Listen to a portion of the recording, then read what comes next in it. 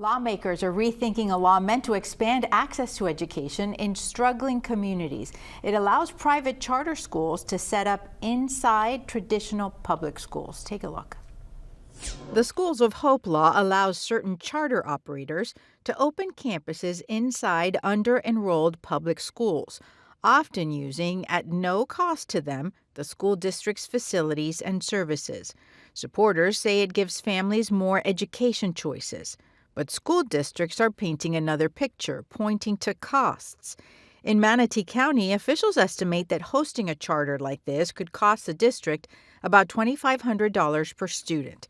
That's the cost associated with transportation, security, and building operations. All of it paid for by the public school district, not the charter school. Now some state leaders acknowledge the law passed last June may have gone too far.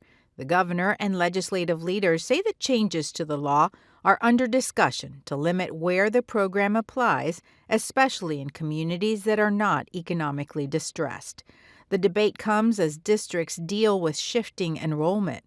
One of those is Polk County, where school leaders recently approved a sweeping rezoning of all 16 high schools, that to balance overcrowded and underused campuses.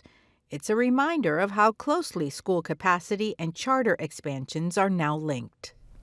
Catherine, I'd like to start with you. What have been some of the arguments that you've heard from the school districts and the leaders and the teachers? Yeah, I mean, I think there's concerns about, having, potentially two different student schedules in one campus, and having to serve additional students with no additional money coming from the charters. I think there's a lot of hand-wringing about, the impact this could have on public schools that are already, struggle with funding. So from the beginning, the response, it seems like the response from the school districts has not been a positive one. There's been a lot of concerns. Yeah, definitely. I think part of it was charters were sending out, letters of intent wanting to co-locate in schools for like dozens of public schools. And so I think there was some concern that this could be a really, really widespread issue. Mm-hmm. Now the charter operators have said, it's really only going to be a handful, but we're just kind of exploring all of our options. But obviously, if you're looking at, co-locating in a bunch of schools across the district, that's going to cause some heartburn.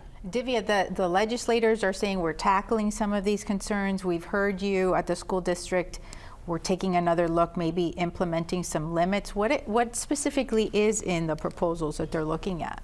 Yeah, so I think the governor himself has said that they're open to kind of considering who might actually be footing some of these additional costs, because I think the way the law is written right now has left a lot of questions about who's going to be covering janitorial costs or additional safety costs or transportation for a whole population of new students that'll be sharing the same space. Mm-hmm. I think some of the other things they're looking at might be kind of specifically defining what counts as sort of unused or underutilized space. I think in Hillsborough there were some concerns where there is new construction. If a school isn't immediately, at capacity, mm-hmm. does that mean that like a School of Hope operator could sort of claim that space?